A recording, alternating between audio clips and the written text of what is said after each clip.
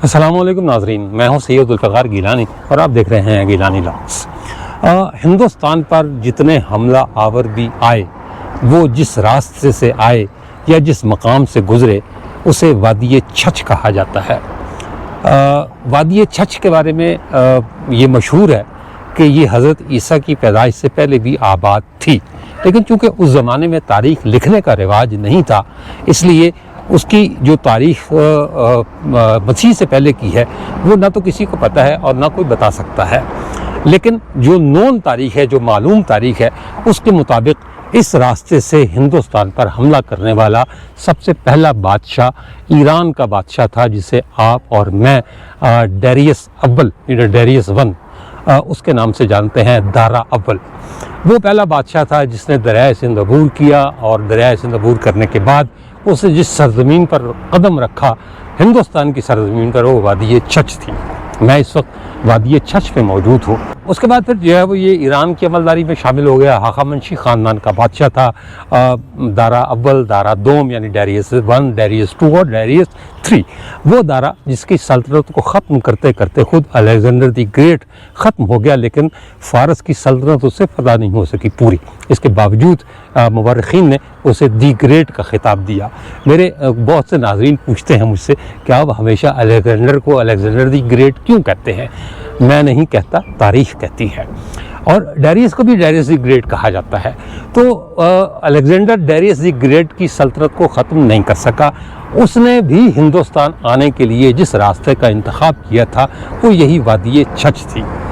कहते हैं छछ यूनानी ज़बान का लफ्ज़ है और ये नाम इसे यूनानियों ने ही दिया था। इसके जो मानी बनते हैं, यानी जो मुझे पता चला है या जो मेरी मालूमात है, अगर मेरे किसी नाज़रीन में से किसी को किसी और मतलब का पता हो, वैसे तो ये भी कहा जाता है कि जी ज़रख़ेज़ ज़मीन को छछ कहते हैं, लेकिन यूनानी ज़बान में छछ का मतलब है नामालूम जगह। तो जब अलेक्जेंडर दी ग्रेट ने इस वादी में कदम रखा या इस इलाके में आया, तो ये नामालूम जगह थी यूनानियों के लिए। उन्होंने इसे छछ कहकर पुकारा, नामालूम जगह, और उसके बाद फिर ये मशहूर हो गया वादी छछ के नाम से। और अब ये एक बहुत बड़ी वादी है जो दरिया सिंध के किनारे से लेकर और हसन अब्दाल तक फैली हुई है। हज़रो इसका सदर मुकाम है। उसके बाद फिर अलेक्जेंडर दी ग्रेट के नक्शे कदम पर चलते हुए जितने बादशाह भी हिंदुस्तान पर हमला आवर हुए, सब ने ये रास्ता ही इख्तियार किया। अलेक्जेंडर दी ग्रेट के बाद इसी वादी छछ से सुल्तान महमूद गजनवी, तैमूर, बाबर और नादिर शाह अफशार जैसे हुक्मरान भी हिंदुस्तान पर हमला आवर हुए। इसी वादी में हिंदुस्तान की आज़ादी के अलमबरदार सैयद अहमद शहीद और सिखों के दरमियान कई मार्के और छोटी बड़ी झड़पें होती रहीं। सबसे मशहूर नाम या अलेक्जेंडर के बाद जो सबसे पहला नाम हमें मिलता है वो मिलता है महमूद गजनवी का। महमूद गजनवी ने इसी मकाम से दरिया अबूर किया, यानी वादी छछ के मुकाम से, और फिर उसने हिंदुस्तान पर 17 हमले किए। कुछ लोग कहते हैं कि 17 के 17 हमलों के लिए उसने यही इलाका इस्तेमाल किया दरिया पार करने के लिए, यानी दरिया सिंध पार करके हिंदुस्तान में आने के लिए।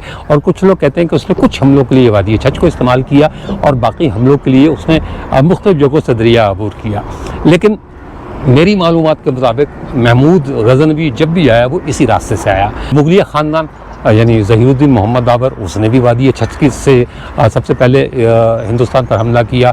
लेकिन अकबर के दौर से ये रस्म फिर ख़त्म हो गई। हुमायूं भी जब भी अफ़गानिस्तान जाता था तो कहते हैं कि वादी छछ के रास्ते से ही वो दरिया पार किया करता था और हंड के मकाम पर उतरता था और उसके बाद फिर वो आगे जाया करता था, क्योंकि दरिया के जो पार का इलाका है वो खैबर पख्तूनख्वा का ज़िला सबाबी है और उसका हंड जगह है जो बिल्कुल दरिया के किनारे वाक़ है।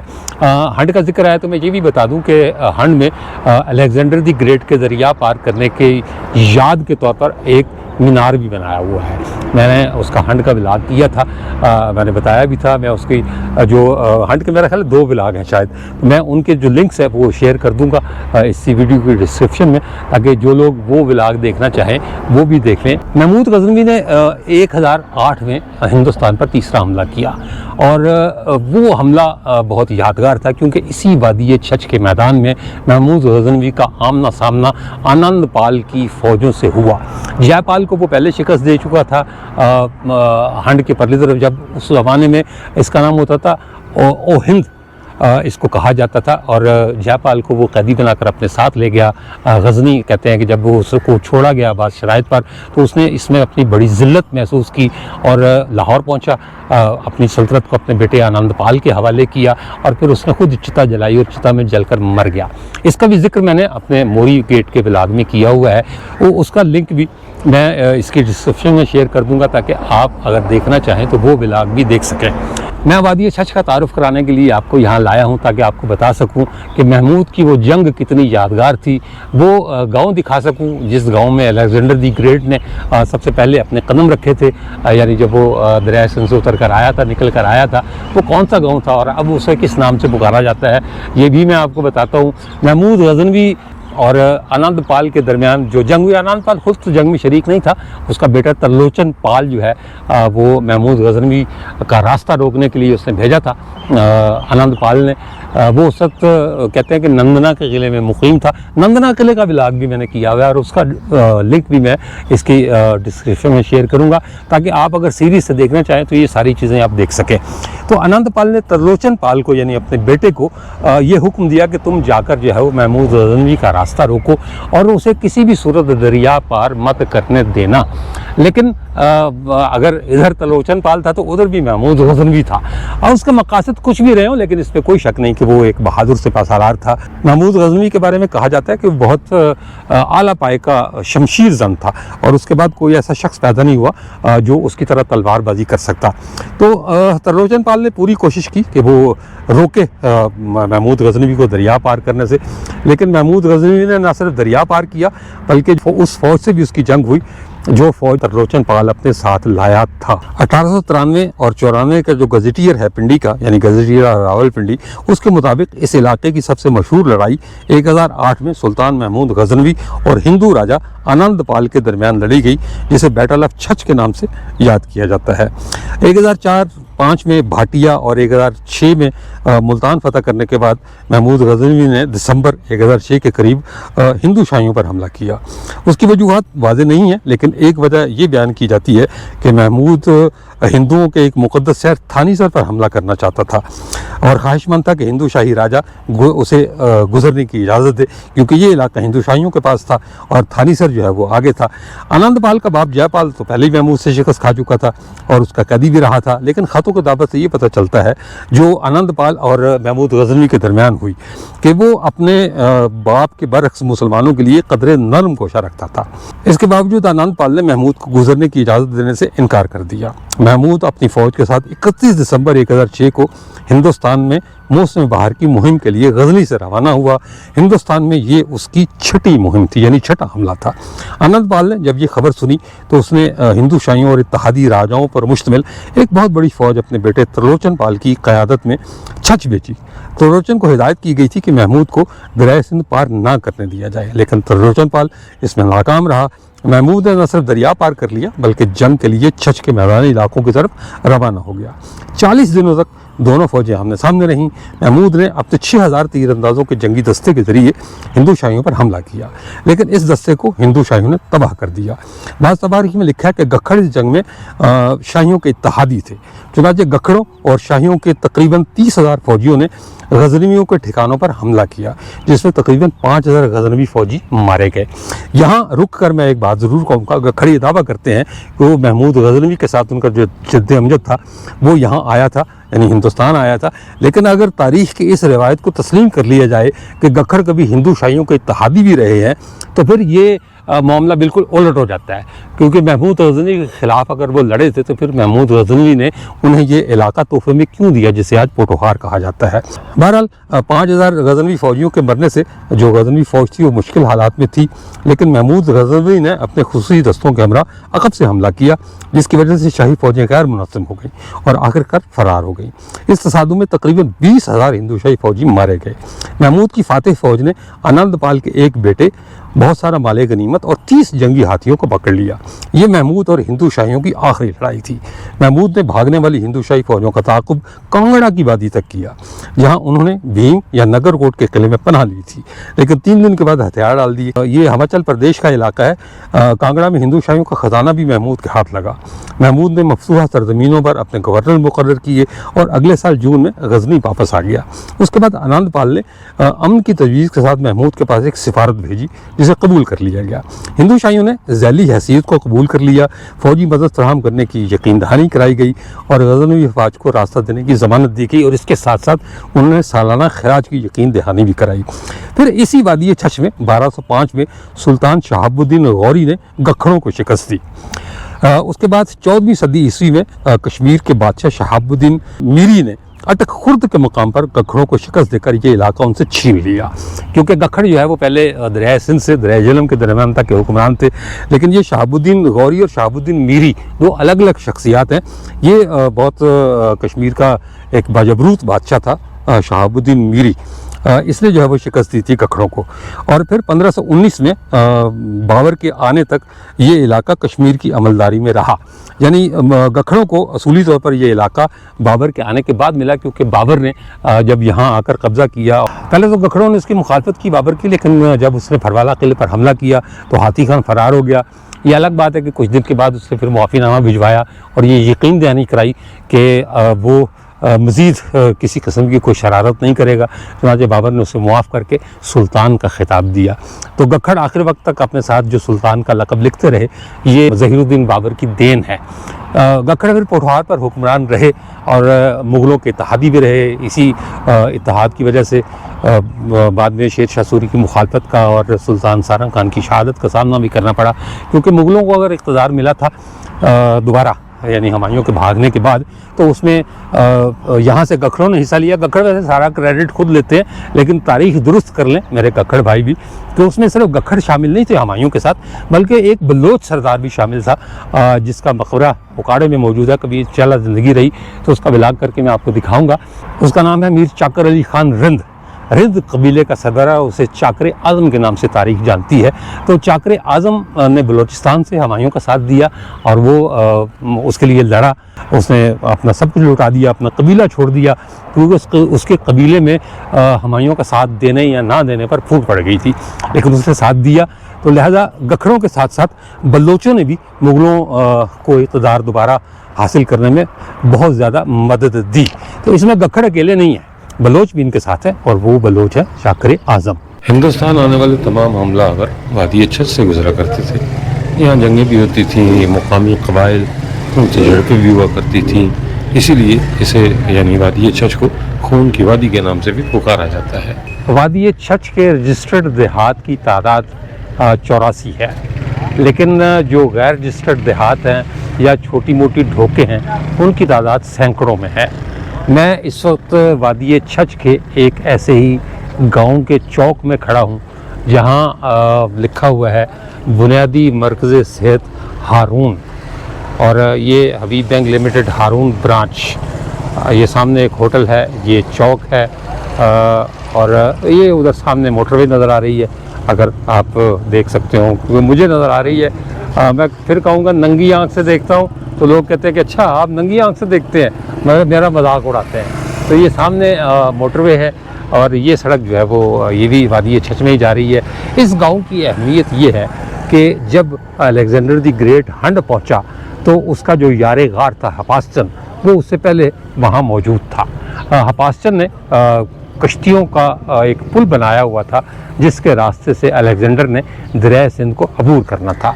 अगर मैं ये मेरे बिल्कुल मुंह पर सूरज है, अगर मैं अपना रुख इधर कर लूँ, ये जहाँ मैं आपको कैमरा दिखा रहा हूँ, इस गांव के बिल्कुल अक़ब में दरिया सिंध है। तो और दरिया सिंध के पार हंड है। ये मोटरवे जो है वो हंड के करीब से गुजरती है, 3-4 किलोमीटर के फासले से गुजरती है। ये वो गांव है जहाँ से हपासन की तैयार करदा कश्तियों के पुल के ज़रिए अलेक्जेंडर ने दरिया अबूर किया, और वादी छछ में उसका पहला पड़ाव यही गांव था, जिसके नाम अब हारून है। उस वक्त तो ज़ाहिर है यहाँ आबादी नहीं होगी, जंगल होगा, बियाबान होगा या इलाका वीरान होगा, लेकिन वक्त गुजरने के साथ साथ यहाँ आबादी ہوتی چلی گئی اور گاؤں بستے رہے، لیکن روایات میں یہاں کوئی تختی وغیرہ تو نہیں لگی ہوئی، نہ کوئی بورڈ لگا ہوا ہے جس میں یہ بتایا گیا ہو کہ جی تاریخی طور پر یہ ثابت ہے کہ الیگزینڈر نے یہاں پڑاؤ ڈالا تھا دریا عبور کرنے کے بعد، یعنی پنجاب میں یا ہندوستان میں کہہ لیں اس کا پہلا پڑاؤ دریائے سندھ عبور کرنے کے بعد یہی گاؤں تھا جسے اب ہارون کہتے ہیں۔ اٹک خور سے کوئی 2 کلومیٹر پہلے شاہ صدر الدین بھاکری کا مزار ہے۔ یہ وہی شاہ صدر الدین ہیں جن کے ساتھی شاہ عیسیٰ کی دعا سے اٹک قلعہ تعمیر ہوا تھا، دریا کا پانی پیچھے ہٹا تھا، اور پھر اکبر کے جو معمار تھے انہوں نے پہلا برج اس کا تعمیر کیا تھا جو آج بھی دریائے سندھ میں موجود ہے۔ میں اس وقت قبرستان میں موجود ہوں شاہ صدر الدین کے تکیے پر، یا آپ احاطہ کہہ لیں۔ یہاں 2 قبریں موجود ہیں جن کا تعلق سید احمد شہید کی تحریک سے بنتا ہے، اور وادی چھچھ کا تذکرہ سید احمد شہید اور ان کی تحریک کے بغیر مکمل نہیں ہو سکتا۔ میرے ساتھ ہیں میاں مدثر احمد صاحب جو اس معاملے میں بڑی مہارت اور قدرت رکھتے ہیں۔ میاں صاحب، یہ 2 قبریں قادر بخش اور کریم بخش کی یہ یہاں بنی ہوئی ہیں، یہ کون لوگ تھے اور ان کو مطلب یہاں کیوں دفن کیا گیا ہے سادات کے قبرستان میں؟ یہ دونوں حضرات جو تھے یہ سید احمد شہید کے جو ہے وہ غازی تھے، ساتھی تھے، پھر بعد میں ان کو شہید کر دیا گیا۔ ہوا یہ تھا کہ اٹک قلعہ جو ہے وہ فتح کرنے کے لیے سید احمد شہید کو اٹک کے ایک شخص خیر الدین نے جو ہے وہ پیغام بھیجا کہ سید صاحب یہ قلعہ آپ فتح کریں تو یہاں کے 500 لوگ جو ہے وہ آپ کی مدد کریں گے۔ تو پھر سید صاحب نے جو ہے یہاں سے اپنا بندہ بھیج کے تصدیق کی کہ واقعی ان کی بات درست ہے یا نہیں درست، تو وہ انہوں نے تو اس کی تصدیق کے بعد پھر اس خیر الدین نے جو ہے وہ یہاں پہ جو ہے وہ سید صاحب کو بلایا۔ سید صاحب تشریف لائے یہ جنگیرہ کے قریب جو ہے وہ دریائے سندھ کے کنارے، اور ان کے ساتھ جو موجود تھے ارباب بہرام جو ہے ان کی سربراہی میں وہ 70 جو ہے غازیوں کو انہوں نے یہاں پہ بھیجا ایک بارات کی صورت میں۔ تو وہ جو ہی دریا کراس کر کے اس اٹک والی سائڈ پہ آنے لگے تو اس چیز کی جو ہے وہ مخبری ہو گئی، تو وہ جو قلعہ دار تھا خزانہ مل اس کو یہ بات پتہ چل گئی۔ اس کے بعد یہاں پہ ایک شادی خان تھے، خاضی خان فارسی میں لفظ ہے اور پشتو میں اس کو شادی خان کہتے ہیں، انہوں نے بھی اس چیز کی گواہی دی، جس کے بعد جو ہے وہ یہ 5-6 لوگ جو تھے یہ صدر الدین باقری کی آل میں سے 3 سید لے، اس کے بعد کریم بخش، قادر بخش، منگا خان، یہ 6 لوگوں کو جو ہے جنرل ونتورا نے ادھر اٹک قلعے میں تیل کے اندر تلوا دیا تھا۔ یہ ان شہداء کی قبریں ہیں۔ مجھے 100% شنید ہے کہ چونکہ یہ تو 2 قبریں تصدیق ہوئی ہیں، باقی جو 4 شہداء ہیں وہ بھی یہیں پہ دفن ہیں مجھے، لیکن چونکہ اب قبروں کی نشاندہی نہیں ہے، 200 سال گزر گئے ہیں تو ان میں تو اب کچھ چیزیں جو ہیں بالکل ہی مٹ گئی ہیں، کچھ نظر نہیں آتا، تو بعد میں لوگوں نے اس کے اوپر وہ کچھ کر کے تو تختی لگائی ہے۔ یہ وہ شہداء ہیں جو سید احمد شہید رحمۃ اللہ علیہ کے ساتھ تھے، اور یہ قادر بخش صاحب کی قبر ہے، اور یہ ان کے بھائی تھے کریم بخش۔ اچھا، یہ دونوں بھائی تھے سکے؟ یہ دونوں بھائی تھے، اوکے۔ اور منگا خان تھے، ان کی قبر بھی مجھے شنید ہے کہ یہیں پہ ہوگی۔ اچھا، یہ ہو گئے، اور 3 سید صاحبان تھے، باقری سید جو تھے ملائی ٹولہ کی جو فیملی تھی باقری، یہ صدر الدین باقری کی آل میں سے تھے یہ 3 سید۔ صحیح۔ اب انہی قبروں میں سے کہیں ان کی بھی ہوں گی، ممکن ہے وہ جو اوپر 3 قبریں لگی ہوئی ہیں 4 ان میں سے ہوں، یا یہ والی 2 ہو سکتی ہیں۔ آئیے دیکھتے ہیں ذرا قریب چل کر، شاید کوئی نشانی، کوئی کتبہ اس پر لگا ہوا ہو۔ منگا خان جو ہے وہ بھی ان کا ساتھی تھا؟ وہ بھی ان کا ساتھی تھا، وہ ملائی ٹولہ کا رہنے والا تھا۔ اچھا، اس کی بھی قبر یہیں پہ ہو سکتی ہے۔ اچھا، ملائی ٹولہ والے تو پیشہ ور ملاح تھے نا، ملاح تھے، تو اس لیے یہ بات سمجھ میں آتی ہے کہ فیملیاں تھی سر، یہ بھی پرانی اس دور کی قبر ہے، کیونکہ اس کی بناوٹ اور اس کا جو ہے وہ اس سے ملتی جلتی ہے، وہ جو 2 قبریں ہم نے دیکھی ہیں نا ان سے ملتی جلتی ہے۔ ایسے ہی ہے، تو 1-2 قبریں اس سے ملتی جلتی، یہ اوپر بھی ہیں، ممکن ہے یہ سیدان کی یہ ہوں، یہ 2 قبریں بھی کچھ ان سے ملتی جلتی ہیں میرے خیال کے مطابق، جی، تو یہ بھی ہو سکتی ہیں۔ ایک قبر وہ بھی ملتی جلتی ہے اسی مٹیریل کی جو ہے یہ چیزیں قبریں بنی۔ یہ قبرستان ویسے قدیم قبرستان ہے، یہ قدیم قبرستان ہے کیونکہ ان کی تاریخ تو اکبر دور کی ہے، صدر الدین بھاکری کی تو شاہ عیسیٰ کے ساتھ جو ہے نا وہ تھے نا، صحیح ہے۔ تو یہ صاحبان ممکن ہے یہ قبریں ہوں ان کی، کیونکہ یہ وہی مٹیریل یہاں پہ بھی یوز ہوا ہے۔ تو اب تو چونکہ पुरानी तारीख है इनकी, तो अब वो कुछ कहा नहीं जा सकता, लेकिन मेरा अपना अंदाज़ा यही है कि ये मुमकिन है यहीं पे वो दफन हो। 3 सैयद थे और 3 लोग दूसरे थे, मंगा खान, कादर बख्श, कलीम बख्श। चलिए जी, बहुत शुक्रिया आपका। ये जो इलाका सामने आपको नज़र आ रहा है, ये मोटरवे है। ये सामने मुझे गाड़ियाँ जाती हुई नज़र आ रही हैं। मैं एक छोटी सी चट्टान पर खड़ा हूँ, टीला है। गाज़ी इंटरचेंज से जब आप अटक की तरफ उतरें, पेशावर से आएँ या इस्लामाबाद से आएँ, तो चंद 100 गज़ के फासले पर सीधे हाथ को एक रास्ता करता है, कच्चा रास्ता, और ये इस चबूतरे तक आता है। ये अच्छी खासा बड़ा चबूतरा है, और ये जो दरमियान में आपको नज़र आ रही है जगह, यानी ये अलग से जो संगे मरमर की जगह बनी हुई है और ऊपर से कच्ची है, ये बुनियादी तौर पर इज्तिमाई कब्र है। और इसके बारे में ये कहा जाता है कि ये सैयद अहमद शहीद के मुजाहिदीन की कब्र है। वो किसी मिशन पर जा रहे थे और पुखबरी हो गई, और जो दुश्मन थे, ज़ाहिर है ख़वानीन उनके साथी भी थे जो पठान ख़वानीन हैं, लेकिन कुछ ख़वानीन ऐसे भी थे जिन्होंने उनसे गद्दारी की, और उसकी वजह ये थी कि उनके वो तमाम तर इख्तियारात छीन लिए गए थे जो सैयद साहब की तहरीक उन्होंने जो चलाई। मेरा ख़्याल है कि बहुत से लोगों को, बहुत से नाज़रीन को ये पता होगा कि सैयद साहब की जो तहरीक थी वो तहरीक खिलाफत तो नहीं थी, तहरीक इस्लाह थी।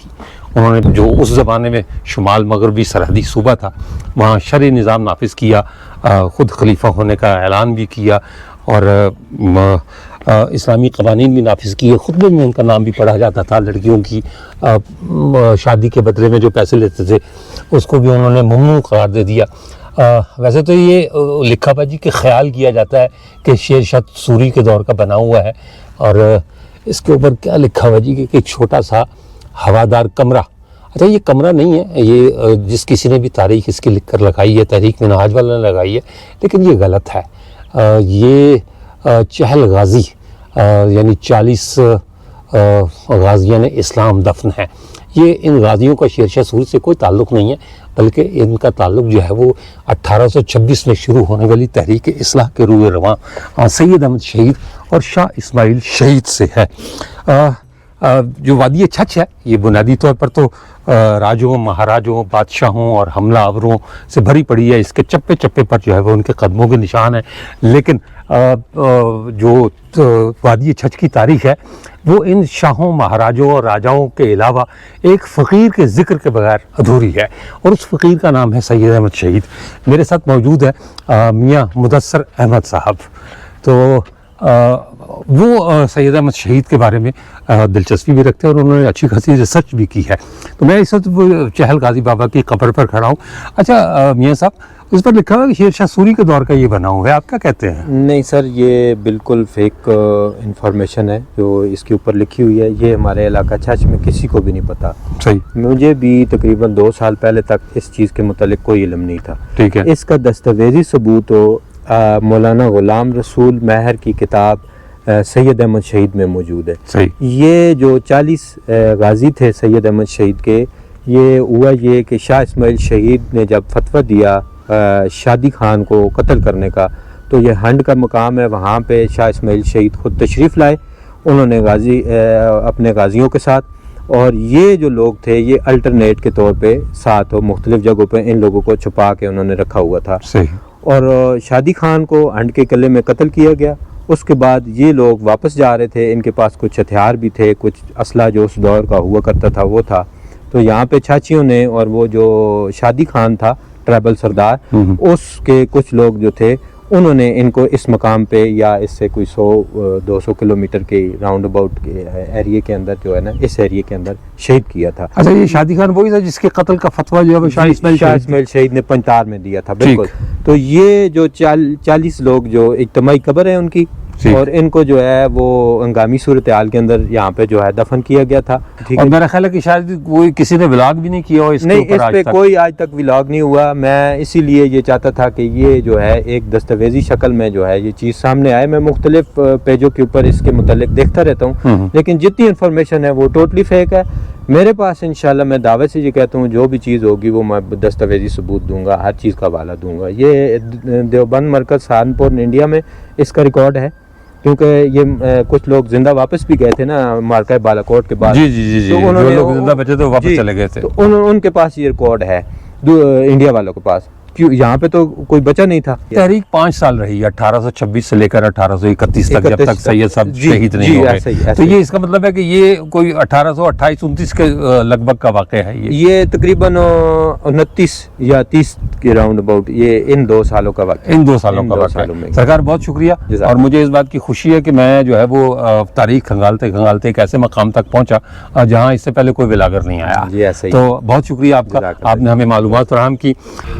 چہل غازی بابا سرکار پر آیا ہوں تو میں اپنے ناظرین کو یہ بھی بتا دوں کہ مجاہدین کی یہاں موجودگی کی ایک دلیل یہ موجود ہے کہ یہ اس وقت بھی اونچی پہاڑی ہے اور یہ چاروں طرف کا نظارہ یہاں سے ہو سکتا ہے. پرانے زمانے میں ظاہر ہے کوئی اس طرح کی چوکیاں تو نہیں ہوتی تھی یا بڑے بڑے مینار نہیں بنائے جاتے تھے, بلکہ اس طرح کی اونچی چوٹیاں یا پہاڑ تلاش کیے جاتے تھے. میں آپ کو یہ چاروں طرف دکھا رہا ہوں. یہ چاروں طرف یہ پیچھے جو ہے وہ غازی تربیلا کے پہاڑ, ان کے جو ہے وہ پیچھے تربیلا ڈیم بنا ہوا ہے. یہ ادھر سے افق کے ساتھ ملتا ہوا دریائے سندھ بھی کسی حد تک ایک لکیر کی صورت نظر آتا ہے. تو یہ ممکنات میں سے ہے کہ یہ غازی یہاں موجود ہوں سید احمد شہید کے, اور یہ جو ان کا کردار ہے وہ جیسے آبزرویشن پوسٹ جسے او پی کہا جاتا ہے, تو ممکنہ طور پر یہ سید احمد شہید اور شاہ اسماعیل شہید کے لیے او پی کا کام دیتے ہو, یعنی آبزرویشن پوسٹ یہ رہی ہو کسی زمانے میں اور یہ غازی اس پر متعین ہو. میں مطلب یہ بھی اپنے ناظرین کو بتا دوں کہ جیسے آج ہم مجاہدین کہتے ہیں جہاد کرنے والوں کو, اس زمانے میں جو سید احمد شہید کے ساتھی تھے انہیں غازی کہا جاتا تھا. تو اسی لیے یہ غازیوں کا لشکر مشہور ہے, اور یہی وجہ ہے کہ اس جگہ کو بھی چہل غازی بابا سرکار, چہل 40 کو کہتے ہیں, تو یہ جو ہے وہ چہل غازی بابا اسی 40 غازیوں کے نام سے منسوب ہے. جو کتبہ لگا ہوا ہے قبر پر اس پہ 13 کے ایک کمرے کا ذکر ہے کہ یہاں موجود ہے. اب وہ کمرہ اب تو نہیں ہے, لیکن یہ جو نیچے پڑے ہوئے پتھر ہیں یہ آثار بتاتے ہیں کہ یہاں کبھی کمرہ تھا. پتھر پرانے دور کا ہے, ایسا نہیں ہے کہ کوئی نئی اینٹ ہے, چٹانی پتھر ہے, اور یہ ایک چھوٹی سی جگہ اس چٹان پر لگتا ہے کہ یہاں کمرہ ہو سکتا ہے. ممکنہ طور پر یہاں کچھ لوگ چھپے ہوئے ہوں یا ان لوگوں کی رہائش ہو جنہوں نے ان پر حملہ کیا, یا بعد میں بنایا گیا ہو کوئی متولی, کوئی مجاور یہاں رہتا ہو, لیکن اب اس کمرے کا وجود نہیں ہے. اسی طرح جیسے کمرے کا ذکر ہے کتبے پر, ایک کنویں کا ذکر بھی ہے. تو ظاہر سی بات ہے اس بات کو 150 سال بیت گیا. یہ جو آگے سامنے گڑھا نظر آ رہا ہے آپ کو, امکان یہ ہے کہ جس کنویں کا ذکر اس میں کیا گیا ہے وہ کسی زمانے میں یہ کنواں ہو. ویسے بھی اس کی جو سائڈ کی دیواریں ہیں وہ اسی طرح کی بتا رہی ہیں کہ یہ کبھی جگہ گہری تھی, لیکن اس کے بعد جو ہے وہ آہستہ آہستہ متروک ہوتی چلی گئی, کنواں بھی بھر گیا اور اس کے بعد اس پر جھاڑیاں وغیرہ اگائیں. لیکن امکان یہی ہے کہ جس کنویں کا ذکر اس میں کیا گیا ہے کتبے میں, وہ کنواں اور کمرہ میں نے آپ کو پہلے دکھایا ہے, وہ یہی جگہیں ہو سکتی ہیں. وادی چھچ جو ہے وہ صرف یہی نہیں کہ حملہ آوروں کا راستہ رہا, بلکہ یہاں تحریک اصلاح کے لوگ بھی آئے. اگر دریائے سندھ پار کریں تو چھچ کے بالکل سامنے ہنڈ ہے, اور ہنڈ کے پیچھے زیدہ ہے. زیدہ اور ہنڈ وہ جگہیں ہیں جہاں سید احمد شہید نے ایک عرصے تک قیام کیا. ہنڈ میں جو قلعہ اکبر بادشاہ نے بنوایا تھا اس میں بھی سید احمد شہید کچھ عرصہ مقیم رہے, اٹک قلعے پر قبضہ کیا, اور یہ سارا علاقہ وادی چھچ کا یہ سید احمد شہید اور ان کے غازیوں کی آماج کا ہوا کرتا تھا. لیکن وہ کہتے ہیں نا کہ غدار صرف جو ہے وہ میر صادق اور میر جعفر ہی نہیں تھے, بلکہ غدار اس کے بعد بھی ہوئے. اور پٹھانوں نے اس لیے غداری کی کہ جو خوانین تھے ان کی جگہ علماء آ گئے.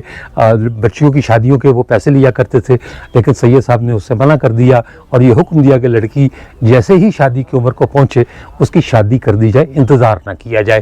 تو یہ سارے معاملات. اچھا, پھر جو خوانین تھے, جو روایتی خوانین تھے یا ملغان حضرات تھے, ان کی جگہ علماء مقرر کر دیے گئے, عشر کا نفاذ ہو گیا.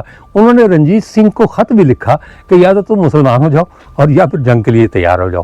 تو یہاں تک نوبت تھی जो है वो रंजीत सिंह का जो जनरल विंटोरा था उसने भी सैयद अहमद शहीद के जो साथी थे उन पर जुल्म किए, लेकिन सैयद अहमद शहीद उस वक्त तक लड़ते रहे जब तक कि वो खुद शहीद नहीं हो गए। और बालाकोट में सैयद अहमद शहीद और उनके जो साथी हैं शाह इस्माइल शहीद, दोनों की कब्र मौजूद है। चलते चलते मैं अपने नाज़रीन को ये भी बता दूं कि उनका सर कलम कर दिया गया था और जो उनकी लाश थी वो नाकाबिल शनाख्त थी। तो उनके जो मुरीदैन थे या मुतक़ीदीन थे जो उनके साथ ज़िंदा बच गए थे उस जंग में, उन्होंने उनके पैरों के नाखूनों से उनकी शनाख्त की थी, क्योंकि उनके पैरों के नाखून जो थे वो कदरे मुड़े हुए थे। तो मुझे खुशी है कि मैं वादी छछ के तारीख़ी इलाक़े का इख्तिताम चहल गाज़ी बाबा की कब्र पर कर रहा हूँ। ये वो गाज़ी हैं जिन्होंने इस्लाम की खातिर जान दी, जिन्होंने इस्लाम को फैलाने की कोशिश नहीं की बल्कि नाफिज करने की कोशिश भी की। तो अल्लाह इनकी कब्र पर जो है वो लाखों हज़ारों रहमतें नाजिल फरमाए और हमें भी ये तौफीक दे कि हम भी अगर गाज़ी नहीं बन सकते, वो अल्लामा इकबाल ने कहा ना कि गुफ्तार के गाज़ी बन तो गए किरदार के गाज़ी बन ना सके, तो अल्लाह ताला हमें गुफ्तार के साथ साथ किरदार का गाज़ी भी बनाए। इसके साथ ही इजाज़त दीजिए, इंशाअल्लाह ताला अगले व्लॉग में दोबारा मुलाकात होगी। तब तक के लिए अल्लाह हाफ़िज़।